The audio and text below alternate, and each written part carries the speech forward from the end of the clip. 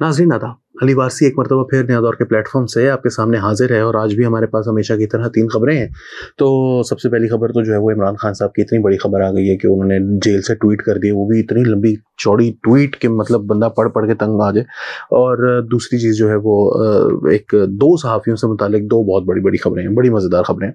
तो मैं पहली खबर की तरफ चलता हूँ। वो इमरान खान साहब की जो ट्वीट है, पहले तो ये बड़ी लोगों को समझ नहीं आ रही कि ये ट्वीट कहाँ से आ गई, खान साहब के पास मोबाइल फ़ोन कहाँ से आ गया, क्या हुआ। असल में हकीकत ये है कि इमरान खान साहब ने जो इतलात हैं वो ये हैं कि इमरान खान साहब के पास कोई ट्विटर का एक्सेस नहीं है, फ़ोन का एक्सेस नहीं है। असल में हुआ ये कि उन्होंने एक लंबी सी उनकी फैमिली के साथ मुलाकात हुई, उन्होंने से एक लंबी तकरीर उनको समझाई, सुनाई, पढ़ाई, लिख कर दी है जैसे भी। और फिर उसके बाद जब उनकी फैमिली घर गई तो उन्होंने ट्विटर जिसके पास भी वो हैंडल कर रहा है वो उसके पास वो ट्वीट हुई।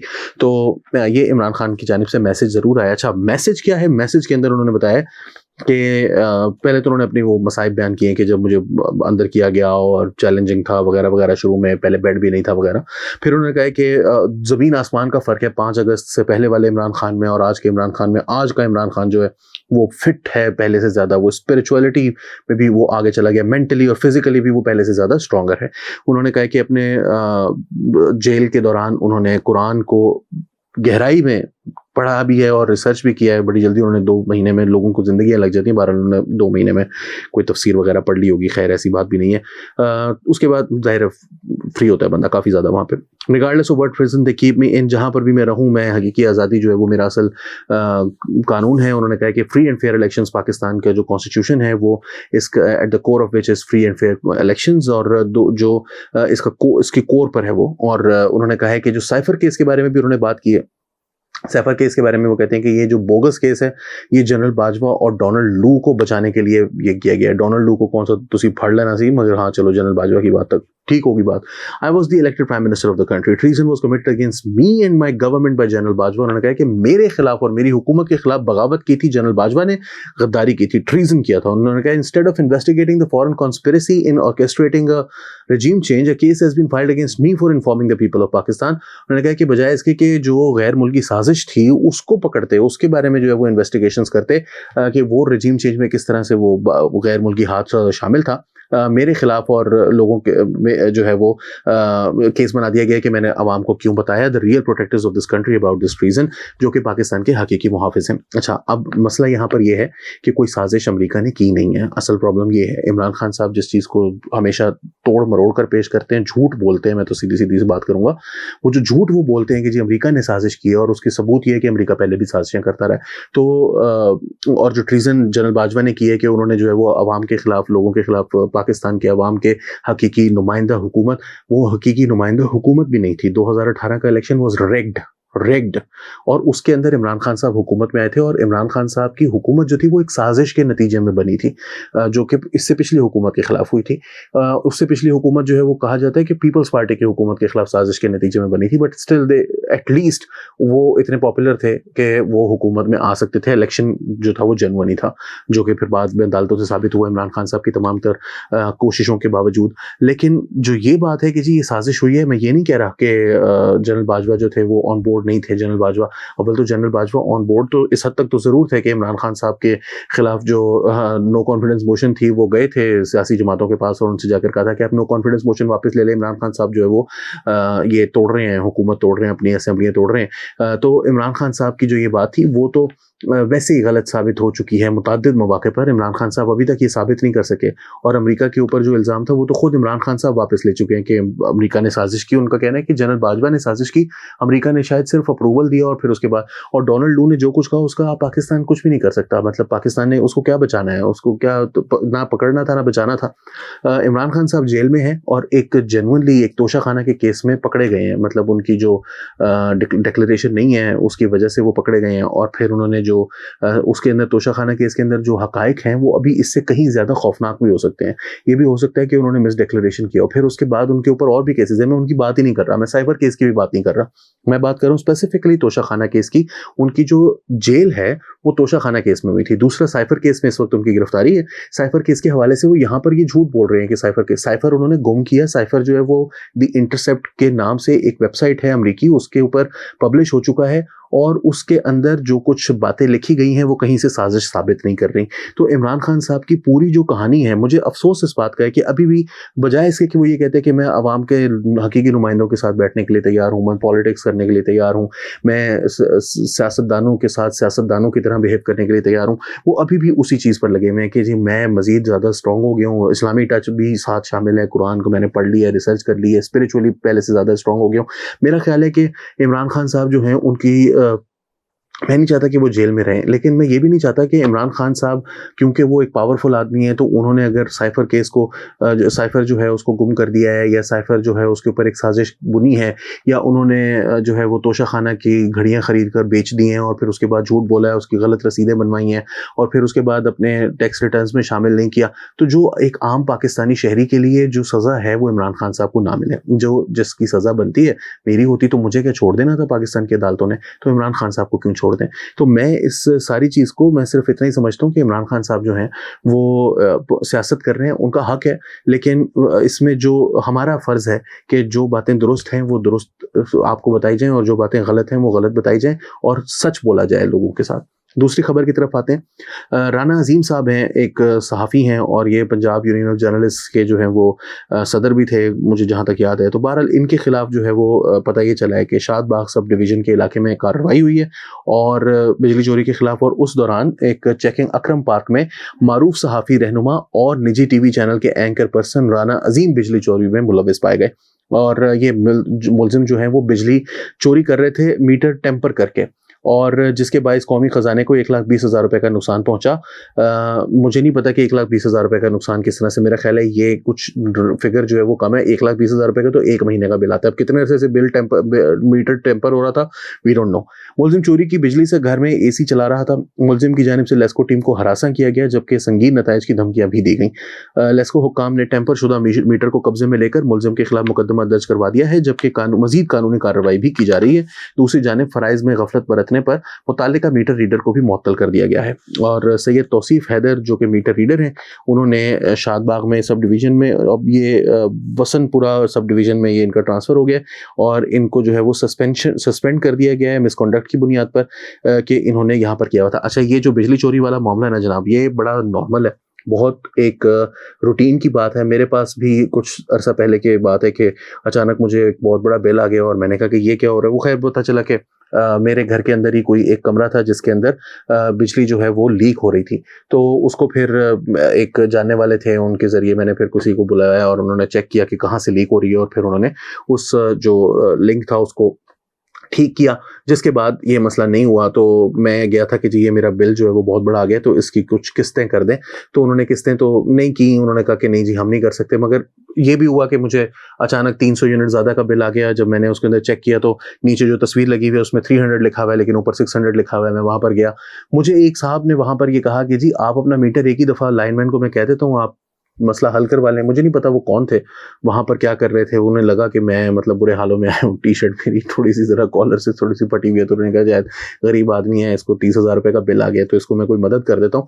تو یا اتنے نیک بھی نہیں ہوں گے, ظاہر ہے اپنے پیسے انہوں نے رکھنے تھے, وہ رشوت ہی تھی, ظاہر سی بات ہے. میں نے کہا جی نہیں مجھے ضرورت نہیں ہے. تو انہوں نے کہا کہ یہ بڑا نا بل بڑے بڑے بڑھ کے آ رہے ہیں, تو اصل میں جو آپ کو بھی یہ 300 میٹر یونٹ جو ہے وہ زیادہ اس نے لگا کر بھیجا ہے, یہ کوئی ایک کیس نہیں ہے. ہم سارا دن بیٹھ کر جو ہے نا وہ یہ ٹھیک کروا رہے ہوتے ہیں, لوگ یہاں پر آ جا رہے ہوتے ہیں ہمارے دفتر میں. اس کی وجہ یہ ہے کہ یہ جو لائن مین ہے وہ لوگوں کو بجلی بیچ رہا ہے, چوری کر رہا ہے, اور چوری کروانے کے بعد کیونکہ پورے کرنے ہوتے ہیں لاسز, تو اس کے لیے دوسرے لوگوں کے غلط جو ہے نا وہ یونٹس لگا کے لکھ کے بھیجتا ہے, ریڈنگ غلط لگا کے بھیجتا ہے. آپ بھی پیچھے کروا لیں. تو پھر میں نے کہا یار کسی اور کے پاس جائے گی, یہ بڑا ریمپنٹ ہے. اور لائن لاسز جو ہیں وہ پاکستان کے اندر جو حالات ہیں اس کو دیکھیں تو آپ کو پتہ چلے گا کہ پاکستان کا اربوں روپے کا نقصان ہوتا ہے, اس کو خربوں روپے کا نقصان ہوتا ہے. تو اس چیز کو روکنے کے لیے, اور رانا عظیم جیسے لوگ جو کہ سارا دن جو ہے وہ دین کی باتیں بھی کرتے ہیں اور ویڈیوز بھی ان کی وائرل ہوتی ہیں جس میں مدینہ کا نام سن کے اور سر دھن کے رو رہے ہوتے ہیں, اور ٹی وی پر بیٹھ کر جو ہے وہ لوگوں کو کرپشن کے قصے بھی سنا رہے ہوتے ہیں. ان کی اپنی کرپشن کے بھی قصے جو ہے وہ زبان زد عام ہے. صحافیوں میں سے کسی سے پوچھ لیں وہ کیا کیا ان کے بارے میں کہتے ہیں. میں وہ زیادہ اس کے بارے میں ان کے کانڈکٹ کے بارے میں ادر دین دس تھنگ میں کوئی بات نہیں کر رہا, لیکن इतनी बड़ी बड़ी बातें करने के बाद कम से कम 1,20,000 रुपए का बिजली का बिल नहीं चोरी करना चाहिए। और मेरे जैसा बंदा उसके लिए तो टेम्पटिंग हो भी सकता है, जिसकी उतनी तनख्वाहें तो नहीं है जैसे टीवी चैनल्स के अंदर एंकर्स जो हैं वो बैठकर तनख्वाहें कमा रहे होते हैं। हमारी तो उनके मुकाबले में पीनट्स हैं। हम अगर, और जिस 3 साल पुरानी बात कर रहा हूँ और कम थी, तो जो ये साहब हैं इनके 92 न्यूज़ के ऊपर जहाँ तक मुझे पता है, या शायद GNN के ऊपर कहीं किसी टीवी चैनल के ऊपर ये अभी भी प्रोग्राम करते हैं। तो ये लोग अब प्रोग्राम करते हुए, पैसे कमाते हुए फिर इस तरह की जब हरकतें करते हैं, उसे किसी गरीब आदमी को, अगर आप वो कहते हैं ना गुर्बत जो है वो इंसान को कुफर की तरफ ले जा सकती है, मायूसी की तरफ ले जा सकती है, अच्छे भले पैसे वाले लोग जो हैं वो इस किस्म के जुराइम करें, इनके साथ बिल्कुल भी जो है वो रियायत नहीं बरतनी चाहिए। चाहे ये कितने भी बड़े पंजाब यूनियन ऑफ जर्नलिस्ट के सरबराह हैं या उसके कोई डॉन है, इनके साथ नहीं होना चाहिए। चलते हैं अगली साफी की तरफ, हारून रशीद साहब। अब ये हारून रशीद साहब जो है बड़े सीनियर जर्नलिस्ट हैं पाकिस्तान के, और one of the most senior journalist, यानी 1960 की दहाई से लिख रहे हैं। मैंने इनका एक दफ़ा एक कॉलम पढ़ा था, उसके अंदर इन्होंने लिखा कि पाकिस्तान, जब ये बहुत छोटे थे, रहीम यार खान से गालिबन इनका ताल्लुक है, तो इनके जो गांव का चौधरी था उसने इनसे पूछा, और इनको जो है वो बहुत सारी हदीसें आती थी या क्या आता था, तो ये अहले हदीस घराने से ताल्लुक रखते थे, और इन्होंने कुछ उनको बताया कि मैं तकरीर का बड़ा माहिर हूँ वगैरह वगैरह। तो वो बड़े खुश हुए और उन्होंने इनको कोई वजीफ़ा वगैरह लगाया, जिसकी वजह से इनकी तालीम, यानी कि ये काफ़ी एक मुतवस्सित या एक गरीब घराने से गालिबन इनका ताल्लुक था, जो ये कह रहे थे। उसके बाद इन्होंने मेहनत की, हाउसिंग सोसाइटी के लिए भी जगह खरीदी, वो हाउसिंग सोसाइटी गालिबन बन नहीं सकी, अब पता नहीं बन गई होगी, मगर पहले जब शहबाज शरीफ की ये तारीफ़ें करते थे दानिश स्कूल की, और फिर उसके बाद जो अचानक दानिश स्कूल जो है वो दुनिया के बदतरीन प्रोजेक्ट्स में से एक इन्होंने साबित किया था, उसकी दोनों के दरमियान की वजह बस ये है कि ये शहबाज शरीफ साहब से को खुशामद कर रहे थे कि मेरे इलाके तक जो है वो रोड बन जाएगी, और फिर उसके बाद जब वो रोड नहीं बनी तो फिर दानिश स्कूल जो है वो बुरे हो गए। इसी तरह ये जनरल अख्तर अब्दुर्रहमान को भी, और हमेशा से फौजियों के एक जो है वो एक कठपुतली रहे हैं उनके हाथ में। तो इनकी अब 3 साल पहले की मुझे याद है एक वीडियो इन्होंने की थी, जिसके अंदर वो 92 न्यूज़ के ऊपर बैठकर, जिसमें इन्होंने कहा था कि जनरल कैनी जो है वो उनका एक वक्त का घर का खाना भी जो है वो नहीं, वो एक वक्त का घर का खाना उन्होंने कम कर दिया, क्योंकि वो बहुत गरीब है, उनके पास पैसे नहीं है खाना वाना पकाने के। मगर पाकिस्तान का फॉर्मर आर्मी चीफ है, मुझे याद है जब जनरल राहील शरीफ रिटायर हुए थे तो 828 कनाल ज़मीन जो है वो उनको मिली थी। और इसके अलावा जो अभी कुछ अर्सा पहले जनरल आसिम सलीम बाजवा, जो कि जनरल भी नहीं थे, वो तो लेफ्टिनेंट जनरल रिटायर हुए हैं, तो उनकी जो 2021 में गालिबन या 20 में जब उनके असासे उन्होंने मंजर आम पर लेकर आए थे, तो वो जो पापा जॉन्स वगैरह है वो तो आप छोड़ दें, जो उन्होंने खुद से डिक्लेयर किए थे, जिसमें कोई मसला नहीं था, वो इमरान खान साहब की, क्योंकि वो SAPM थे तो इसलिए उन्होंने डिक्लेयर किए थे। तो उसके अंदर लाहौर के अंदर उनका कमर्शियल एक प्लाजा, तो DHA के अंदर ज़मीन, कराची के अंदर ज़मीन, इस्लामाबाद के अंदर ज़मीन, लाहौर के अंदर एक मतलब लुटमार मची हुई है। और फिर उसके बाद जो आर्मी चीफ है वो उससे भी आगे, उसको ज़राई ज़मीन भी मिल रही है, उसको जो है वो कमर्शियल एरियाज भी, प्लाजे भी, और फिर गिफ्ट्स वगैरह उसके अलावा हैं। फिर उनके भाई जो हैं वो एक कंस्ट्रक्शन कंपनी के मालिक हैं, वो हज़रत अबू बकर सिद्दीक़ रज़ी अल्लाह तआला अन्हु की मिसालें तो बड़ी दी जाती हैं हमें, कि हज़रत अबू बकर ने कहा कि अगर मैं बिज़नेस करूँगा तो फिर यहाँ पर और कौन करेगा, मैं खलीफा हूँ, तो खलीफातुल मुस्लिमीन होने की हैसियत से, अमीरुल मोमिनीन होने की हैसियत से मैं अपना बिज़नेस उन्होंने जो है वो ख़त्म कर दिया। किसी ने उनको कहा कि आप बिज़नेस कर रहे हैं तो फिर बाकी कौन बिज़नेस करेगा यहाँ पर, जब खलीफा खुद बिज़नेस कर रहा होगा।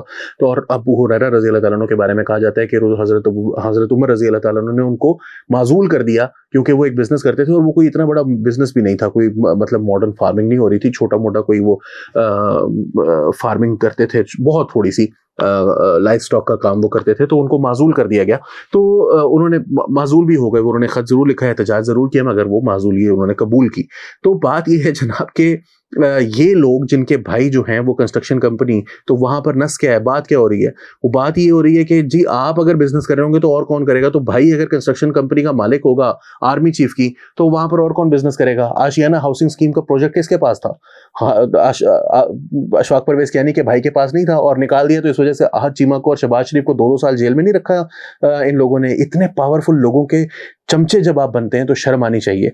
अब उन्होंने क्या किया, उन्होंने एक और झूठ बोला है। वो फरमाते हैं कि जी जब अरशद शरीफ साहब का कत्ल हुआ तो MI6 ने, अमेरिका बरतानिया की जो इंटेलिजेंस एजेंसी है, उसने इनके ऊपर एक, इस मामले के ऊपर जो है वो एक इंक्वायरी की, اور اس انکوائری میں یہ نکلا کہ نواز شریف فیملی جو ہے اس کو اس قتل کے بارے میں بری طرح سے علم تھا. وہ کہنا یہ چاہ رہے ہیں کہ یہ ملوث تھی مگر وہ بڑے طریقے سے اس کو علم تھا.